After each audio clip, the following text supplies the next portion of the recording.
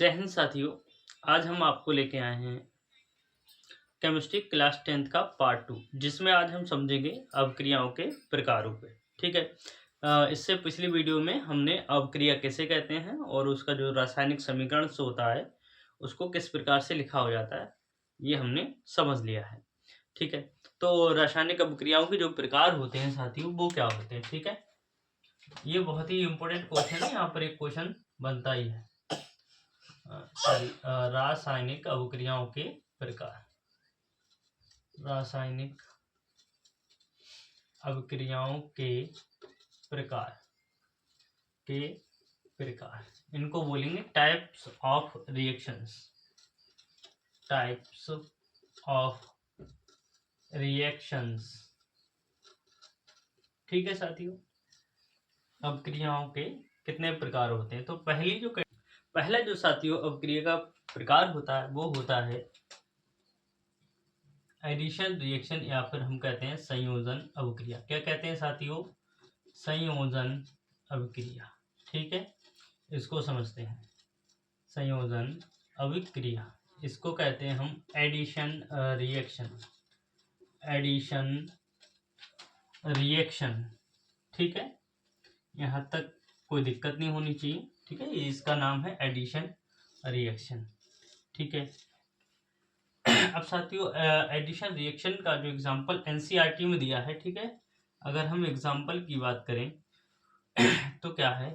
Calcium oxide.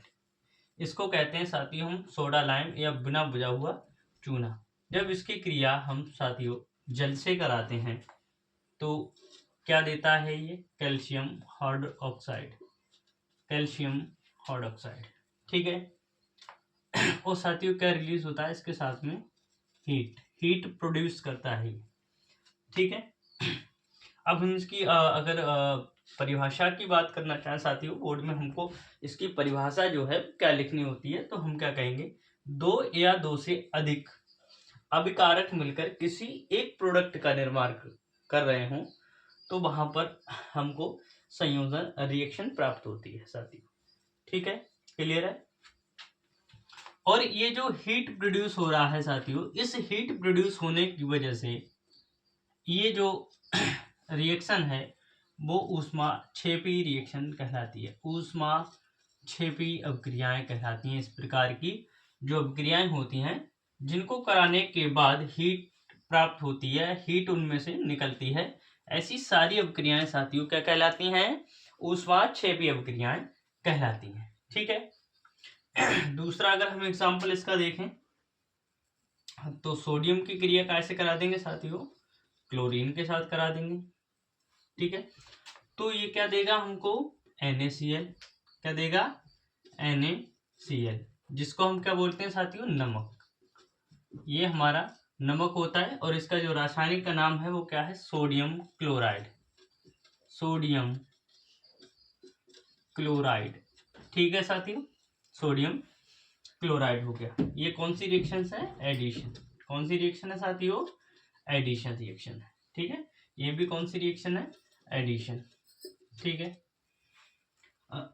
और दूसरा अगर हम एग्जांपल लें तो कार्बन प्लस ऑक्सीजन मिलके क्या बनाता है साथियों? Carbon dioxide.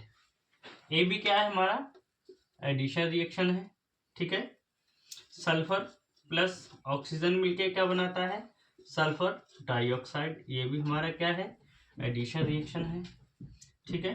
Hydrogen plus oxygen, ये क्या बनाता है हमको? वाटर मॉलिक्यूल देता है साथियों। ये भी क्या है हमारा? एडिशन रिएक्शन है। ठीक है। इतने बहुत सारे एग्जाम्पल आपको भर भर के मिलेंगे, आपको एक ही लिखना होता है। आप इनमें से कोई सा भी अगर आप एग्जाम्पल लिख देंगे तो वो सफिशिएंट है। ठीक है। परिभाषा जो हमको देना है वो हम कह देंगे कि कोई भी दो प्रोडक्ट या दो से अधिक अभिकारक मिलकर किसी एक सिंगल उत्पाद का निर्माण कर रहे हों तो ऐसी अवक्रियाएं या ऐसी जो पूरी प्रक्रिया होती है वो क्या कहलाती है साथियों? संयोजन अवक्रिया कहलाती है। दो अलग अलग या तीन या चार, या हम कहें सीधा सीधा सिंपल बोलेंगे कि दो या दो से अधिक अभिकारक मिलके किसी एक सिंगल उत्पाद का निर्माण कर रहे हो तो ऐसी अवक्रियाएं क्या कहलाती हैं साथियों? हमारी एडिशन रिएक्शन कहलाती है। ठीक है, चलते हैं साथियों। जो टाइप ऑफ रिएक्शंस होता है वो है हमारा विस्थापन अभिक्रिया। ठीक है, सेकंड जो टाइप ऑफ रिएक्शन है उसको कहते हैं हम विस्थापन अभिक्रिया। ठीक है साथियों, विस्थापन अभिक्रिया कहते हैं इसको। हम इंग्लिश में बोलते हैं डिस्प्लेसमेंट रिएक्शन। ठीक है, डिस्प्लेसमेंट रिएक्शन बोलते हैं। ठीक है, अब साथियों ये कैसे काम करता है? ठीक है, विस्थापन अभिक्रियाएं क्या होती है?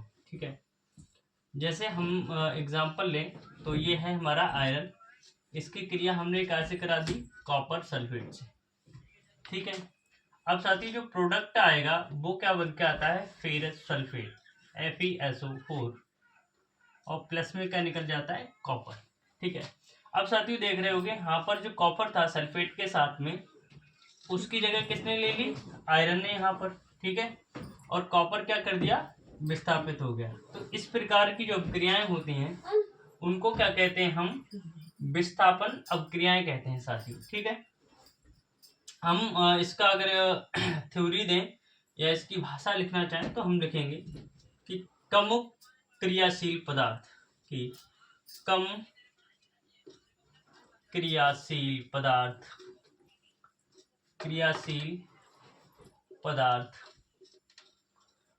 अधिक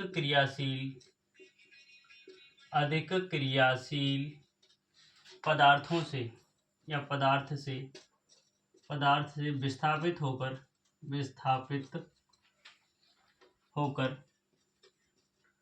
होकर ठीक है बाहर निकल जाते हैं, या अपना जो नया प्रोडक्ट है वो छोड़ देते हैं। ठीक है, होकर बाहर निकल जाते हैं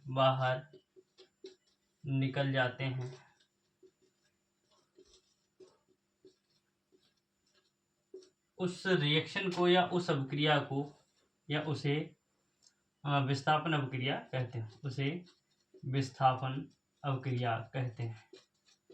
ठीक है साथियों,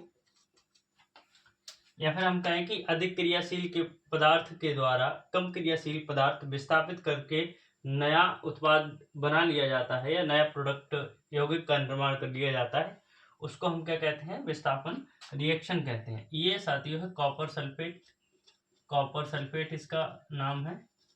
ठीक है, और ये जो आया है वो है आयरन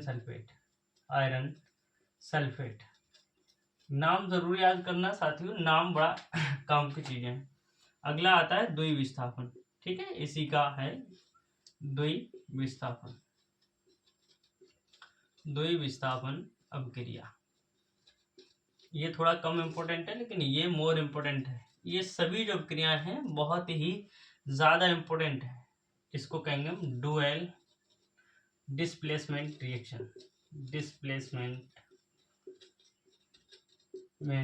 रिएक्शंस। ठीक है,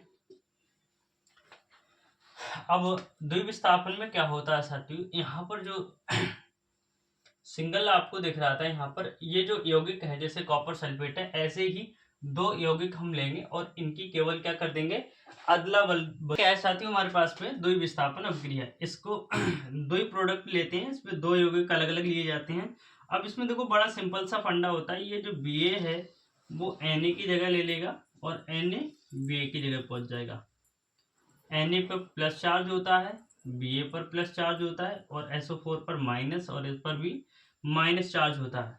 तो साथियों हमेशा प्लस माइनस से और माइनस प्लस के साथ संयोग करता है। ठीक है, तो आगे कौन सा प्रोडक्ट बन के आएगा? एक तो BaSO4 बन के आएगा, BaSO4, और प्लस में NaCl। ठीक है, एक खास बात और है साथियों, ऐसी रिएक्शंस जब हम कराते हैं तो उनको संतुलित करना बड़ा आवश्यक होता है।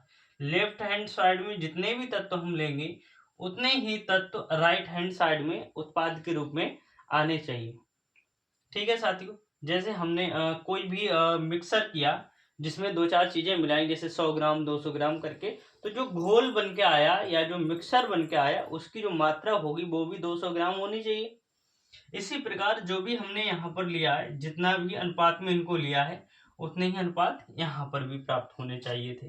ठीक है। जैसे यहाँ पर देखो साथियों Na कितने हैं, यहाँ पर 2 लिए हैं, तो Na इधर 1 है, तो हमको क्या करना पड़ेगा, 2 से मल्टीप्लाई करना पड़ेगा, ठीक है। और Cl2 था तो 2 Cl की गुणा हो जाएगी, तो Cl भी 2 हो गया। यहाँ पर Ba 1 था और SO4 1 था, तो ये बन के आ गया। इसकी जो नाम है साथियों वो है बेरियम क्लोराइड। क्या है नाम इसका, बेरियम क्लोराइड, क्लोराइड नाम है। इसका नाम है सोडियम सल्फेट, सोडियम सल्फेट, ठीक है साथियों। और इसका जो नाम है वो है बेरियम सल्फेट, ये बन के आया है बेरियम सल्फेट, ठीक है। क्योंकि SO4 जो होता है उसको सल्फेट कहते हैं, ठीक है। और NaCl तो आप जानते ही हो, सोडियम क्लोराइड या फिर नमक, सोडियम क्लोराइड, ठीक है साथियों। सोडियम क्लोराइड या फिर इसको क्या कहेंगे हम, नमक कहेंगे, ठीक है साथियों। आप नोट कर सकते हैं। वीडियो को पॉज करके हम चलते हैं नेक्स्ट अभिक्रिया की ओर, ठीक है। इसको हटा दे रहे हैं। अगली जो रिएक्शन है साथियों, चौथी जो रिएक्शन है हमारे पास में वो है वियोजन अभिक्रिया। क्या है, वियोजन अभिक्रिया, वियोजन अभिक्रिया है। इसको क्या कहते हैं हम, वियोजन या फिर अपघटन नाम बोलते हैं इसको, अपघटन, अपघटन, ठीक है। ऐसी अभिक्रियाएं जिसमें एक सिंगल प्रोडक्ट टूटकर, एक एकल जो प्रोडक्ट या एकल अभिकारक लेते हैं वो अलग अलग टूटकर 2 या 2 से अधिक भागों में टूट जाता है अलग अलग, ठीक है। ऐसी अभिक्रिया कहलाती है हमारी वियोजन या फिर अपघटन, ठीक है। जैसे हमने मान लिया, ले लिया हमने कैल्शियम कार्बोनेट ले लिया, ठीक है। कैल्शियम कार्बोनेट ले लिया साथियों, उसको कहते हैं कैल्शियम कार्बोनेट, कैल्शियम कार्बोनेट, ठीक है। कैल्शियम कार्बोनेट ले लिया, इसको क्या किया साथियों, हमने हीट कर दिया, ठीक है। ऊष्मा दे दी, ऊष्मा दे दी इसको, या फिर ऊष्मा से रिएक्शन करा दिया, तो ये काय में तो उठ जाएगा साथियों, कैल्शियम ऑक्साइड और प्लस में कार्बन डाइऑक्साइड में, ठीक है साथियों। ये हमारा होता है बिना बुझा चूना, बिना बुझा चूना, चूना। ये साथियों वही चूना है जो हम पान मसाले में खाते हैं, या फिर जो घरों में पुताई के काम आता है, जिसको हम सूखा लेके आते हैं, पत्थर टाइप, या आजकल तो पिसा हुआ आने लगा मार्केट में, ये वही चूना है। इसमें जब पानी मिलाते हैं तो हमने जो संयोजन रिएक्शन कराई थी, उसमें जो फर्स्ट रिएक्शन कराई है उसमें ये, इसमें पानी मिला के क्या देता है, ये कैल्शियम हाइड्रोक्साइड देता है, ठीक है। अगली जो रिएक्शन है साथियों हमारे पास में, पांचवी रिएक्शन है, उसको कहते हैं हम अपचयन उपचयन रिएक्शन या फिर ऑक्सीकरण अपचयन, ठीक है। अपचयन उपचयन रिएक्शन, अपचयन या उपचयन अभिक्रिया ऑक्सीकरण तथा अपचयन के नाम से जानी जाती है, ठीक है। अपचयन तथा अब साथियों जैसे मान लिया कोई प्रोडक्ट ले लिया हमने और उसकी क्रिया करा दी हमने, मान लिया ऑक्सीजन से, ठीक है। अब इसमें क्या हुआ, कॉपर ऑक्साइड बन के आ गया, ठीक है। तो ऑक्सीजन 2 था, तो यहाँ पर 2 से मल्टीप्लाई और यहाँ पर 2 से मल्टीप्लाई हो जाएगा। अब साथियों दो प्रोडक्ट से एक तो बना ही है, लेकिन हम इसकी परिभाषा कैसे देखें कि जिस भी पदार्थ में ऑक्सीजन का संयोग हो रहा होता है, यानी कि ऑक्सीजन जुड़ रही होती, ऑक्सीजन का क्या हो रहा है साथियों, संयोग, ऑक्सीजन का संयोग, जहां पर ऑक्सीजन जुड़ रही होती है, संयोग हो रहा होता है, जुड़ना, ठीक है साथियों। इसको क्या बोलेंगे हम, जुड़ना, जुड़ रही होती है, वहां पर क्या होता है साथियों, ऑक्सीकरण हो रहा होता है, ऑक्सीकरण या फिर उपचयन बोलते हैं इसको, क्या बोलते हैं साथियों, उपचयन, उपचयन बोलते हैं, ठीक है। अब ये ही जो ऑक्सीजन है, यहां से ऑक्सीजन का जब ह्रास होगा, ऑक्सीजन को कॉपर ऑक्साइड से ऑक्सीजन को हम बाहर निकाल देंगे, तब वहां पर क्या हो रहा होगा साथियों, अपचयन हो रहा होगा। देखिए कैसे करते हैं, ठीक है। देखो कॉपर ऑक्साइड ले लिया हमने, अब कॉपर ऑक्साइड की क्रिया हमने कैसे करा दी साथियों, हाइड्रोजन से, ठीक है। तो आगे जो प्रोडक्ट बन के आएगा वो आएगा कॉपर बन जाएगा, और क्या निकल जाएगा, जल का एक अणु निकल जाएगा। अब साथियों देखो यहाँ पर ऑक्सीजन था और यहाँ पर ऑक्सीजन नहीं है, यानी कि ऑक्सीजन का क्या हो गया, ह्रास हो गया और हाइड्रोजन जुड़ गई, ऑक्सीजन के साथ में हाइड्रोजन जुड़ गई। तो ये जो क्या हो रहा है, ऑक्सीजन का क्या हो रहा है, ह्रास, ऑक्सीजन की हानि हो रही है, ह्रास हो गया यानी कि हानि हो गई, ऑक्सीजन की हानि हो गई। तो वहां पर क्या होता है साथियों, अपचयन होता है, अपचयन होता है। ठीक है, ये काफी इंपॉर्टेंट रिएक्शन है और इसी के एक नाम से और रिएक्शन प्रसिद्ध है जिसको हम बोलते हैं रेडॉक्स अभिक्रिया। क्या बोलते हैं साथियों, रेडॉक्स अभिक्रिया।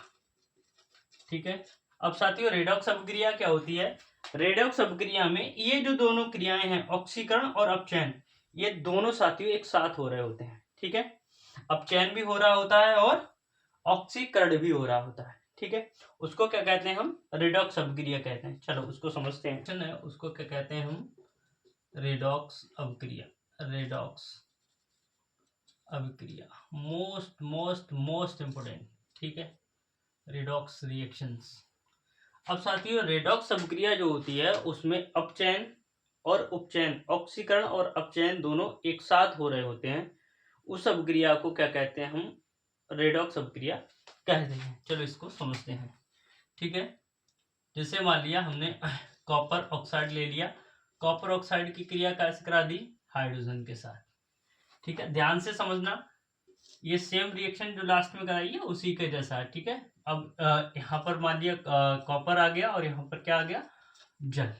ठीक है, तो ये जो हो रहा है साथियों, ये तो हो रहा है ऑक्सीकरण। ये क्या हो रहा है, ऑक्सीकरण, ऑक्सीकरण हो रहा है क्योंकि हमने क्या पढ़ा है कि जहां भी ऑक्सीजन का संयोग हो रहा होता है उसमें क्या होता है, ऑक्सीकरण होता है, और यहाँ पर ऑक्सीजन बाहर निकल रही है तो ये क्या है, अपचयन है। ये क्या है साथियों, अपचयन हो रहा है। ऐसी अभिक्रियाएं, ऐसी अभिक्रियाएं, ऐसी अभिक्रियाएं जिनमें अपचयन, उपचयन, अपचयन उपचयन यानी कि ऑक्सीकरण और अपचयन एक साथ होता है, एक साथ होता है, होता है, रेडॉक्स अभिक्रिया कहलाती है, रेडॉक्स अभिक्रिया कहलाती है, कहलाती है। ये जो नाम है साथी थोड़ा सा हाईलाइट कर लेंगे इनको। ठीक है, अब इस चैप्टर में साथियों हमारे पास दो टॉपिक बचते हैं, एक का नाम है संक्षारण और दूसरे का नाम है विकृत गंध्यता। फिर हमारा ये पूरा चैप्टर कंप्लीट हो जाएगा। इसके अलावा इस चैप्टर में और कुछ पढ़ने की जरूरत नहीं है। ठीक है, दो टॉपिक बचे हैं, कौन कौन से, एक तो संक्षारण, संक्षारण बचा हुआ है और दूसरा क्या है हमारा, विकृत गंध्यता, विकृतीकरण या फिर विकृत गंध्यता, गंध्यता। ये दो टॉपिक्स हैं। ठीक है, इनको भी हम इसी वीडियो में समझ ले रहे हैं। ठीक है, मैं बोलूंगा और आप आराम से लिख सकते हैं कि इनको क्या कहते हैं। जैसे मान लिया संक्षारण, संक्षारण, संक्षारण क्या है साथियों, संक्षारण क्या है कि जब भी हमारी कोई धातु होती है, कोई धातु को अगर हम बाहर खुला छोड़ दे साथियों, जैसे कोई लोहे की वस्तु है, तांबे की है, सोना या चांदी, सोने पे तो इस तरह की जंग आपको नॉर्मली देखने को नहीं मिलती है, लेकिन जिन पर ऐसी वस्तुएं जिन पर जंग आसानी से लग जाती है, जैसे लोहा बहुत जल्दी जंग पकड़ लेता है, टिन हो गया। ठीक है, तो ऐसी धातुओं को अगर हम बाहर खुला छोड़ दें तो वो क्या होती है साथियों, नमी के संपर्क में आती हैं, वायु के संपर्क में आने के बाद धातुएं क्षरण होना स्टार्ट हो जाती हैं, यानी कि गलना स्टार्ट हो जाती हैं। जब साथियों धातुएं गलना स्टार्ट हो जाती हैं उस पूरी प्रक्रिया को हम संक्षारण का नाम देते हैं। ठीक है, किसी धातु को यहां पर लिखेंगे, किसी धातु या जब धातु, जब कोई धातु, ऐसे लिख लो, जब कोई जब कोई धातु अम्ल यानी कि तेजाब, आर्द्रता जिसको क्या बोलते हैं हम, नमी, और वायु आदि के संपर्क में आती है, आदि के संपर्क में आती है, तो धातुएं या धातु क्षरण होने लगती है, क्षरण होने लगती है। धातु के क्षरण होने की प्रक्रिया, धातु के क्षरण होने की प्रक्रिया को संक्षारण कहते हैं। क्या कहते हैं साथियों? संक्षारण कहते हैं। ठीक है, यहाँ तक क्लियर हो गया होगा आपको। ठीक है, अब साथियों इसी में एडिशन जो टॉपिक पूछता है वो पूछता है संक्षारण से बचाव। ठीक है, बचाव के उपाय पूछता है कि हम संक्षारण से धातुओं को कैसे बचा सकते हैं। तो धातुओं को संक्षारण से कैसे बचाते हैं साथियों, पॉइंट बना के लिख देंगे। सबसे पहला तो हम बहुत करते हैं, ठीक है, पेंट करके, ठीक है, या पॉलिश करके, जिसको हम वार्निश वगैरह बोलते हैं। ठीक है, क्या बोलते हैं? वार्निश करके, सतह को चिकना करके, सतह को तेल या ग्रीस की मदद से, ग्रीस की सहायता से चिकना करके। ठीक है, और क्या कर सकते हैं साथियों? नमी से बचा के गैल्वेनीकरण परत या जस्ते की परत चढ़ा के, ठीक है, यसद लेपन के द्वारा, यसद लेपन करके, जिसको हम जस्ते की परत चढ़ाना कहते हैं। ठीक है, गैल्वेनीकरण के द्वारा, गैल्वेनीकरण टिन धातु जो होती है उसकी परत चढ़ा के, ठीक है, आदि यहाँ पर देखते हैं। ठीक है, इन उपायों के द्वारा हम धातुओं को संक्षारण से बचा सकते हैं। टॉपिक है साथियों हमारा इस चैप्टर का विकृत गंधिता। तो विकृत गंधिता को अगर हम सिंपल शब्दों में समझें तो विकृत गंधिता क्या होती है? आपने देखा होगा साथियों, प्रत्येक जो खाद्य सामग्री होती है उसका एक अपना एक विशेष स्वाद और विशेष गंध होती है।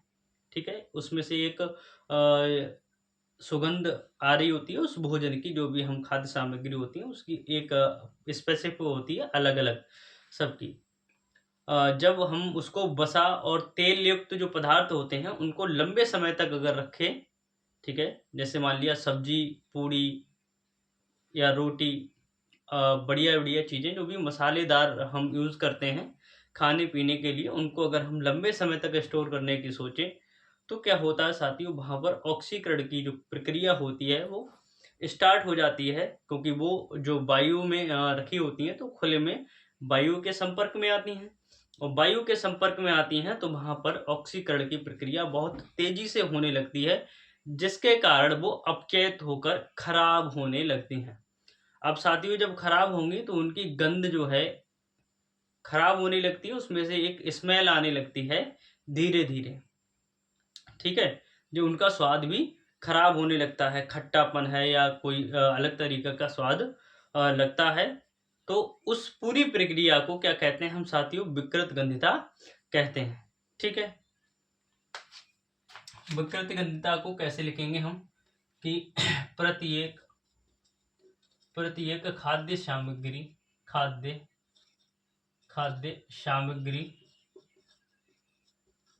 की अपनी एक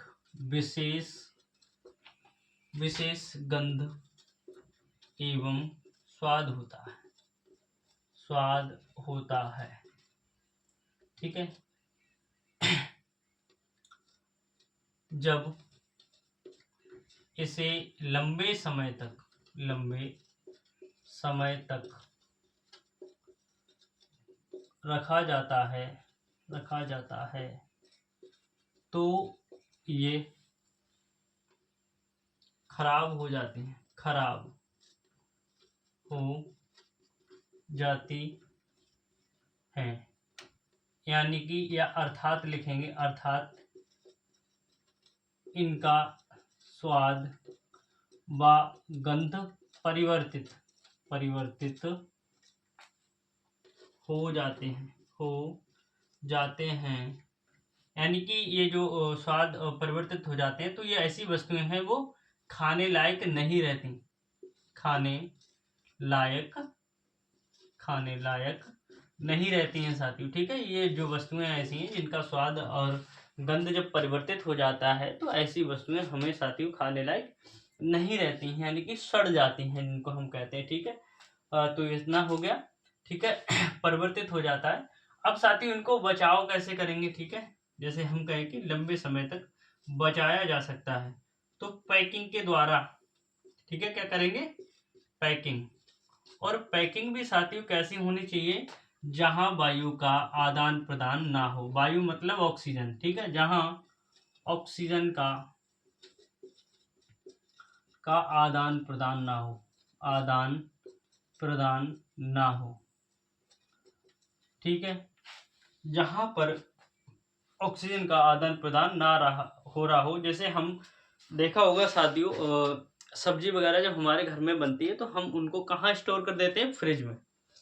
फ्रिज में कोई स्पेसिफिक चीजें नहीं है जिनसे वो वस्तु सड़ती नहीं है।